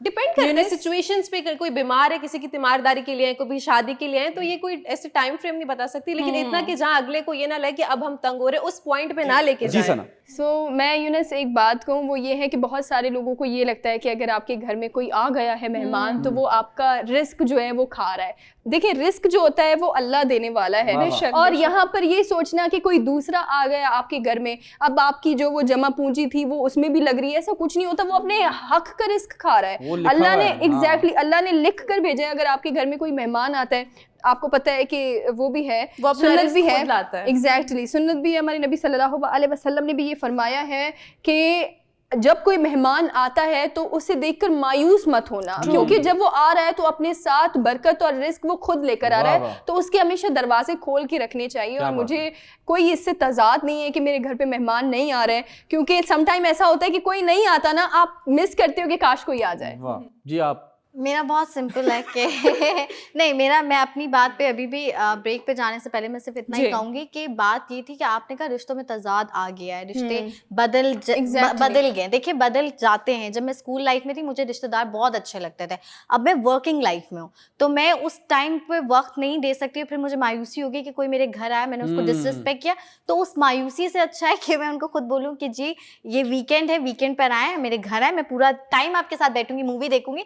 तो मतलब रिश्तेदार भी बहुत ज्यादा होता है कि कुछ कोऑपरेटिव होते हैं, कुछ ऐसे होते हैं कि छोटी छोटी बात में आप कितना भी उनको खुश रखना चाहें वो नुक्स निकालेंगे। तो ऐसी फूफियों और चाचियों से अच्छा है कि मेरे घर में मेरे कजिन्स आए जो अच्छे कूल डूड हो। तो लोग कहेंगे, लोगों का काम है I कहना। just want to say कि देखें, अगर आप किसी के घर में जाना चाहते हैं, ब्रेक का टाइम हो गया, मैं जल्दी से बता दूं, अगर आप किसी के घर जाते हैं तो उतने तक ही रहें जितना आपको लगता है, अजियत ना बने। दूसरा, आप जो है ना अपना व्हाट्सएप स्टेटस जो है ना अपडेट करते रहें, ठीक है? इतना अपडेट करें कि आपके रिश्तेदार जल जाएं, तब वो जलेंगे ना तो फिर आपको खुशी होगी। बिकॉज कहीं ना कहीं हमें लगता है कि ये जो जलनपन है ना, ये होता है फैमिलीज में। कभी कभी ऐसा भी होता है कि बहुत ज्यादा हसद हो जाती है ना, तो वही बात है कि आपको हसद जो है ना कब्र तक ले जाती है बहुत, और नजरें खा जाती हैं। बिल्कुल ऐसा ही है। लेकिन ब्रेक का टाइम हो गया, सना प्लीज ले लें आप ब्रेक। लेकिन हम यहाँ नजर नहीं लगने देंगे अपने प्रोग्राम गपशप को, तो आप हमारे साथ रहें।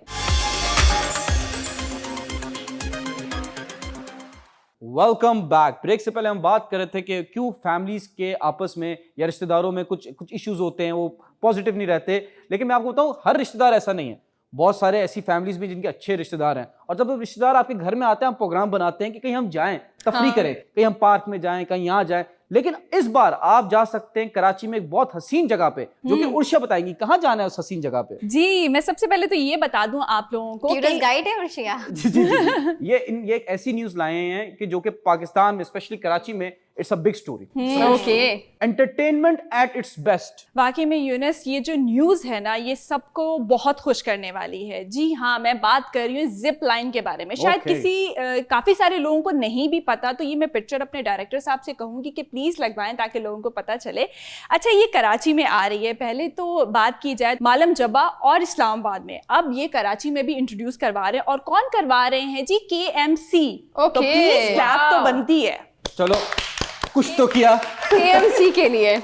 जैसे कि मैंने आप लोगों को बताया था लास्ट प्रोग्राम में, सी साइड ड्राइव थ्रू जो है वो सिनेमा बनाया था, और उसके ऊपर भी काफ़ी सारे लोगों ने अप्रिशिएट किया था और पार्टिसिपेट किया था। सो अभी जो चीज़ आ रही है वाकई में बहुत ही ज़्यादा इंटरेस्टिंग है। तो कौन कौन जाना पसंद करेगा? Exactly ma'am, I would love to go, अगर मुझे इजाजत मिल जाए। मुझे लग रहा है उर्शिया टूर गाइड है, हमें लेके जाएंगे। नहीं, बट व्हाट उर्शिया, एक बात बता दें, ये मालम अब्बा डब्बा जब्बा ये क्या है? यूनस, ये भी एक जगह है जो टूरिस्ट जो हैं वो हर साल बहुत ज़्यादा तादाद में जो है वहाँ पर जाते हैं और इन्जॉय करते हैं। और साथ ही साथ जो है इस्लामाबाद में भी ये जिप लाइन का ये एक टूरिस्ट वाली जगह है जहाँ पर इन्जॉय करते हैं। अच्छा ये बताएं कि कराची में कहाँ हो रहा है ये? क्या क्या मतलब सवाल मजे का किया। जी हाँ, ये हो रहा चेक करें आप हमारी। है। जी मैं जरूर बताऊंगी आप लोगों को। इब्ने कासिम पार्क, ये आप लोगों को पता होगा कि ये बहुत ह्यूज सा पार्क है और बहुत ही ज्यादा खूबसूरत बिन है। कासिम के नाम से भी आई थिंक बहुत सारे लोग जानते हैं इसे। बिल्कुल बिल्कुल। एक्चुअल में इस पार्क का जो नाम है इब्ने कासिम पार्क है। अच्छा, ये इसका नॉर्मल नाम बिन कासिम है, NIC पे इब्ने कासिम है। जी ऐसा ही है। Smart boy. अच्छा यूनस, ये जो बना रहे हैं, जिप लाइन बना रहे हैं, मैं आप लोगों को बता देती हूँ कि कितनी फिट जो है इसकी लंबाई होगी। 3000 फिट जो है इसकी लंबाई होगी और साथ ही साथ जो है वो सी साइड को टच कर रहा होगा। God. Amazing, you know. 3000 feet. Yes, Oh my God. That's really और अमेजिंग सेफ्टी सीरियसली। के लिए क्या क्या है उर्शिया? हाँ सेफ्टी के अल्लाह लिए देखिए, ज़िंदगी और मौत जो है वो तो अल्लाह ताला के हाथ में है। और रही बात इनके जो प्रोजेक्ट की, ये जो इस चीज़ के ऊपर जो इनिशिएटिव लिया है और जो काम कर रहे हैं, एक्चुअल में KMC का ये जो स्टेप है काफ़ी काबिल तारीफ़ है। क्योंकि वही बात है कि जब से मैं सुनती हुई आ रही हूँ, आई मीन जो लास्ट जो मैंने आप लोगों को प्रोग्राम में ही बताया था कि वो जो सिनेमा का था सिस्टम, मुझे बहुत अच्छा लगा। आप गई थी? मैं गई नहीं थी, बट मेरे जितने भी रिलेटिव्स थे वो लोग गए थे, उन्होंने बताया था कि बहुत ही अच्छा जो है वहाँ का सेटअप है, वहाँ की एनवायरनमेंट बहुत ही क्लासी और बहुत ही अच्छा था। और जैसे कि ये वाला इनिशिएटिव लेकर आ रहे हैं, तो वही बात है कि हम सबको अप्रिशिएट करना चाहिए और पॉजिटिव माइंड से जो है इस चीज़ को जो है सराहना चाहिए। अच्छा, लेकिन मुझे जो यहाँ पर एक चीज मतलब खटक रही है वो बताऊँ क्या है? वो ये है कि आपने देखा होगा दो दरिया की तरफ और सी व्यू की तरफ आपको रंग बिरंगी चूजे काफी नजर आते हैं। मुझे तो नजर आते हैं। आप सोचे कि अगर वो बैठेंगे ऊपर तो हम कराची वाले नीचे से कभी जा रहे होंगे तो अचानक से हमारे ऊपर जो है वो रेड बारिश होगी।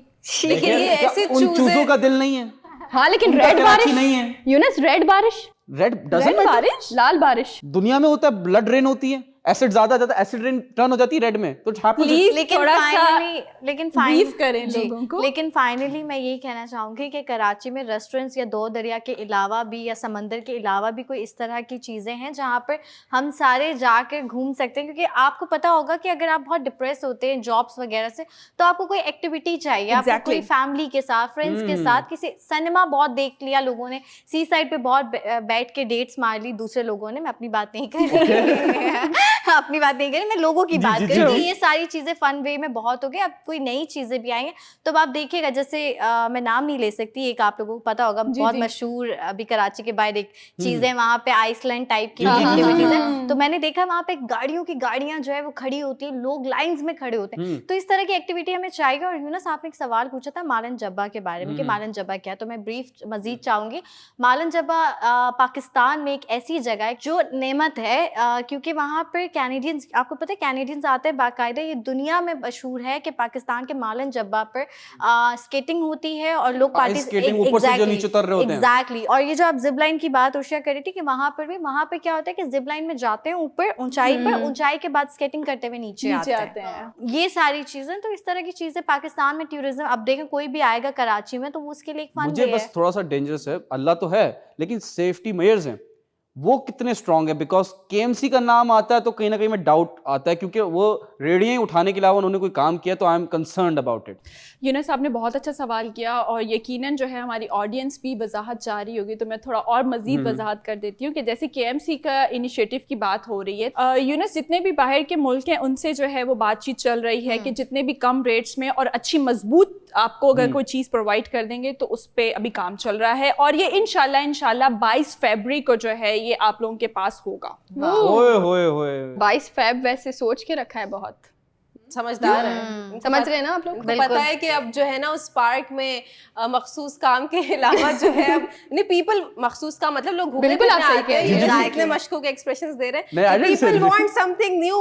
अब उस पार्क में जो है जिप लाइन का भी एक्सपीरियंस कर सकते हैं और आप हम लोग। उसमें जो है उस पार्क में स्पेसिफिकली फैमिलीज को अलाउ किया जाता है। अब ना पहले तो नहीं था ना, लाइक अगर हम अपने चाइल्डहुड के दौर की बात करें तो वो कपल जो अब तक ये आपस में एक दूसरे को गिले और शिकवे करते थे कि वही पार्क है और वही ग्रास है और वही बेंच है, तो अब वो लोग ये नई चीज एक्सपीरियंस कर सकते हैं।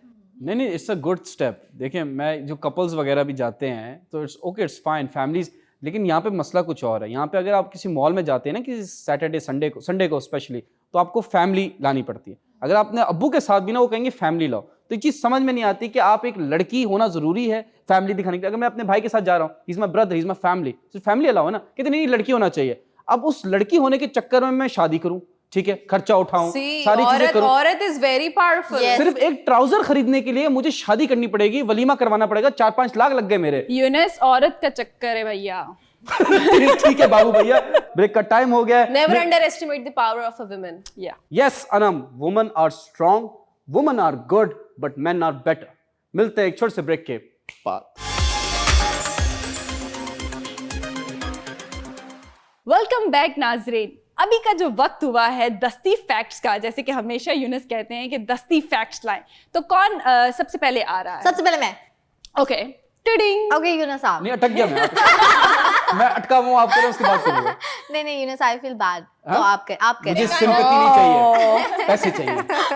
अच्छा ठीक है, देखिए दुनिया में सबसे बड़ा पावरफुल या सबसे ज्यादा जो है इज्जत उसको मिलती है जिसके पास पैसे होते हैं, जो रिच होता है। मानिए ना मानिए, वो बात कोई ऐसी भी नहीं कर रहा होगा, फिर भी कहो ओह वाह क्या बात की है आपने। तो इसी तरह मैं आपको बताती हूँ कि which is richest country in the world? Luxembourg. Luxembourg एक ऐसा मुल्क है जहां पर बहुत पैसा है। अभी तक पाकिस्तानियों को क्यों नहीं पता चला? है ना? Please pass the ball. Of course Younus, you. ठीक है, आपने रिचेस्ट कंट्री बताया, बेस्ट रेसलर है गोल्डबर्ग। बट ये देखें, ये पिक्चर देखें, ये जो आप गैप देख रहे हैं अपने आईब्रोज के बीच में, इसको कहते हैं गैला बेला। ओके, गैला बेला। और जिनका गैप नहीं होता उसको कहते हैं गैला बेला चाओ। तो I am passing the ball to Sana. मेरे पास बहुत इंटरेस्टिंग फैक्ट है, वो है जी ग्लेशियर्स और बर्फ की जो चादरें होती हैं वो दुनिया के मीठे पानी का तकरीबन जो है वो 69% हिस्सा है। वाह वाह वाह, वाह, please lovely. Pass the ball. Anam, okay, thank you Sana Qadir. मैं अपना फैक्ट शेयर करूंगी जो कि रिलेटेड टू हर इंसान का मसला है कि बहुत सारे लोग सोचते हैं कि हम जब भी हमें भूख लग रही है तो इतना ज्यादा इमोशंस और स्ट्रेस और हंगर ऐसे दिल करते हैं कि जैसे सामने वाले को चीर फाड़ डाल दें और उसका खाना छीन के खा लें, मतलब बेतुके से आप जो है ना अपने रिएक्शंस दे रहे होते हैं। तो इसलिए होता है क्योंकि जो आपकी बॉडी के सेरोटोनिन लेवल्स होते हैं वो ड्रॉप हो रहे होते हैं, तो फिर आपकी बॉडी जो है वो हर चीज का, जैसे दिमाग अपना फंक्शन कम कर देगा, स्टमक कम कर देगा, बॉडी के और जो हिस्से आपको कंट्रोल करते हैं तो वो ना टूटने बिखरने लगते हैं। तो कोशिश क्या करें कि भूख में आपके स्टमक से एक आवाज रिलीज होती है, तो वो अंदर से ना कुछ पार्टिकल झड़ना शुरू होते हैं। तो कोशिश क्या करें, उससे पहले जो है आप अपने पेट को फीड कर दें। वाह वाह वाह, please pass the ball. Okay, I am passing the ball towards the Barbie doll. Thank you. अच्छा, जो मैं आप लोगों को आज फैक्ट बताने वाली हूँ बहुत ही ज़्यादा इंटरेस्टिंग इसलिए क्योंकि हर इंसान जो है वो दूध पीता है, किस टाइम पीता है वो आपको स्पेसिफिक टाइम पता नहीं होता। जैसे मॉर्निंग में भी पी लेते हैं, दोपहर में भी आप लोग जो है वो पी लेते हैं कि भूख लगी है तो चलो कुछ ना कुछ आपने स्नैक्स के तौर पे आपने पी लिया, बट वो आप लोगों को पता नहीं आपकी बॉडी के लिए वो कितना नुकसानदेह है। बट रात के टाइम अगर आप नीम गर्म दूध पियेंगे तो आपकी पूरी बॉडी रिलैक्स भी होगी और आप सुकून से सो भी सकेंगे। वाह वाह, लेकिन आजकल के बच्चे ना दिन में पी रहे हैं ना रात में पी रहे हैं, ये भी बड़ा मसला है। एग्जैक्टली, मगर पीना चाहिए जो है वो इंसान को। खून पी रहे हैं ना। जी जी जी जी, please pass the ball. Milk और एग्स जो है वो आपकी क्या कहते हैं बॉडी को बहुत ज्यादा प्रोटेक्ट करते हैं अगर आप कुछ और नहीं भी खाते तो। Please pass the ball. ये देखें, रेस कार कोई फैक्ट नहीं है, ऑब्जर्वेशन है। रेस कार को अगर आप उल्टा स्पेल करेंगे तब भी वो बनेगा रेस कार। वाह वाह, जैसे हाउ रेस का RACECAR, RACECAR। Okay, alright, same चीज, ऐसे एक और भी लफ्ज है LOL, LOL, ठीक है। तो there so many things. I am तो पासिंग। मॉम, वो तो wow, it's also yes, observation, we need to observe. Tibet, Tibet जो जगह है वो वाली तिब्बत, TIBET, तो वो भी तिब्बती बनता है। चिबट। Alright, I am passing the ball to Kainat. Thank you Yunus. ये जो है फैक्ट है ये मिस्टर नवाज शरीफ साहब के लिए है। Oh my God. Sir please आप ध्यान से सुनिएगा, नहीं सुनेंगे तो मैं आपके पेज पे ये जो है वीडियो भेज दूंगी। टैग कर दूंगी। Which country is number 1 in health care? Health care में कौन सी कंट्री है जहां पर जो है, नहीं यूनस ये कोई क्विज क्वेश्चन नहीं हो रहा, I am just giving you answer. ये पिक्चर में आप देख सकते हैं नेदरलैंड। तो नेदरलैंड में जो है नवाज शरीफ को भेजने की जरूरत है, लंदन में नहीं भेजते। अब नेक्स्ट जो उनका ट्रिप होगा वो नेदरलैंड होगा। Yes, please pass the ball. तो मुझे नहीं लगता दिल का मर्ज फिर भी सही हो पाएगा। शादी करवाएं, शहबाज गिल साहब ने कहा है शादी करवाएं उनकी। जी बिल्कुल। अनम, ओके, थैंक यू कायनात काज़मी। मेरा जो फैक्ट है वो बहुत सारे लोगों के मसलों से जुड़ा हुआ है और वो ये है कि हमारी पॉपुलेशन जो ज़्यादातर है वो अरेंज मैरिजेस अगर करेगी या अरेंज मैरिज को प्रेफर करेगी, तो उसमें होता ये कि आधी ज़िंदगी तो आपकी यही सोचने में और डिस्कवर करने में और इन्वेंट करने में निकल जाती है कि इसको क्या अच्छा लगता है, इससे क्या बुरा लगता है, क्या चीज़ करनी क्या नहीं करनी।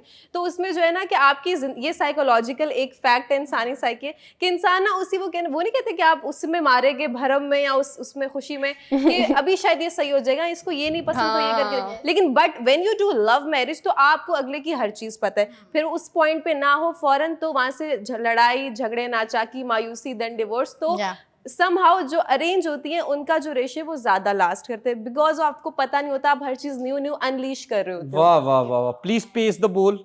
Passing the ball towards you Arshiya. Thank you. अच्छा, मैं जो आज आप लोगों को एक और फैक्ट बताने वाली हूँ कि जैसे आपको कोल्ड ड्रिंक आपको ठंडी करके पीनी है और गर्म बाहर से आपने बाय कर ली है और आपको जल्दी जल्दी आपको खाने के साथ पीनी है, तो आप उसके ऊपर जो है वो पेपर, जैसे कि ये पेपर्स होते हैं ना, आप लगा के और फ्रिज के अंदर रख दे तो फौरन से ठंडी हो जाएगा, फिर पिए और चिल करें। वाह वाह वाह, उर्शिया प्लीज पेस द बॉल। सना। अच्छा, मेरे पास जो फैक्ट है वो बहुत दिलचस्प है। उसका रीज़न ये है क्योंकि मैं भी उस चीज़ से डरती हूँ, वो है जी चूहे। ना चाहते हुए भी चूहे। तो आपको पता है कि चूहों को जो है वो अपने नहीं ऐसे नहीं चूहों को अपने इर्द गिर्द ना घूमने दिया करें। इवन जो किचन है उसमें तो प्लीज़ जाने ना दें, क्योंकि चूहे जो है वो आपको 35 मुख्तलिफ किस्म की बीमारियां लगा सकते हैं। और सारी वैक्सीनेशन उन्हीं पे पहले ट्राई एग्जैक्टली, मतलब सारे एक्सपेरिमेंट उन्हीं पर ही हो रहे हैं, लेकिन बीमारियां भी वही लगा रहे हैं। जी जी, please pass the ball. My turn. देखिए, ये एक बहुत बड़ा फैक्ट नहीं है, ये एक स्टोरी है। मुझे यकीन था। छोटी सी स्टोरी है। एक खातून थी, उन्होंने शीशे के सामने खड़ी हुई थी और शौहर साइड पे बैठे हुए थे। तो मोटी हो रही थी, डाइट नहीं कर रही थी, एक्सरसाइज नहीं कर रही थी, 2-3 बच्चे भी हो गए थे, मोटी हो रही थी। उन्होंने शौहर को कहा, अरे सुनते हो? तो शौहर ने कहा जी। उन्होंने कहा, मैं मोटी हो रही हूँ, मेरा दिल खराब हो रहा है, प्लीज मेरी तारीफ करो। तो उसने बोला, तुम्हें कैसे पता तुम मोटी हो रही हो? बोलते, मैं शीशे में देख रही हूँ, मुझे लग रहा है मोटी हो रही हूँ, प्लीज मेरी कोई तारीफ करो और सच बोलना प्लीज। तो शौहर ने टाइम लिया, 3-4 बीट्स लिए, उसने बड़े प्यार से कहा कि तुम्हारी बहुत ही परफेक्ट आई साइट है। ओके, फैक्ट्स का टाइम हुआ खत्म।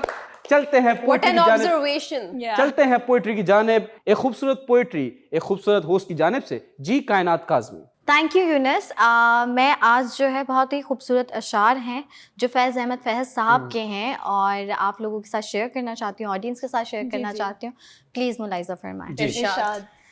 चलो अब ऐसा करते हैं, सितारे बांट लेते हैं। चलो अब ऐसा करते हैं, सितारे बांट लेते हैं। ज़रूरत के मुताबिक हम सहारे बांट लेते हैं। वाह वाह। चलो अब ऐसा करते हैं, मोहब्बत करने वालों की तिजारत भी अनोखी है। क्या कहने। मोहब्बत करने वालों की तिजारत भी अनोखी है। मुनाफा छोड़ देते हैं, खसारे बांट लेते हैं। वाह क्या कहने। अगर मिलना नहीं मुमकिन तो लहरों पर कदम रख कर। वाह। अगर मिलना नहीं मुमकिन तो लहरों पर कदम रख कर अभी दरियाए उल्फत के किनारे बांट लेते हैं। वाह। क्या कहने।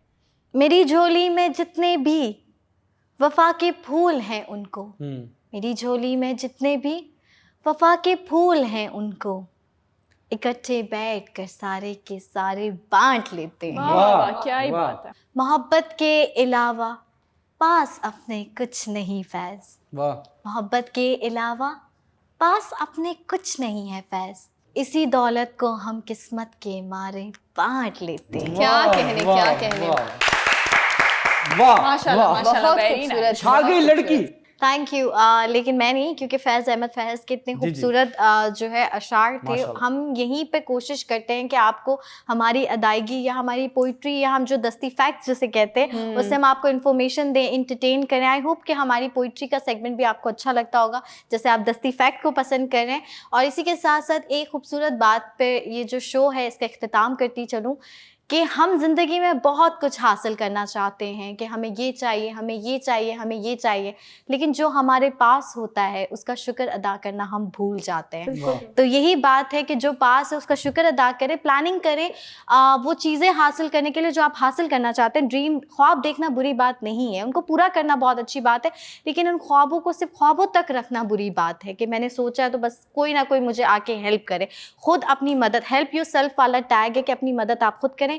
इसी खूबसूरत बात के साथ मैं इख्तिताम करना चाहती हूँ हमारी पूरी टीम की तरफ से। अपना बहुत ख्याल रखिएगा। Take care. अल्लाह हाफ़िज़। Bye bye. हाफिज़।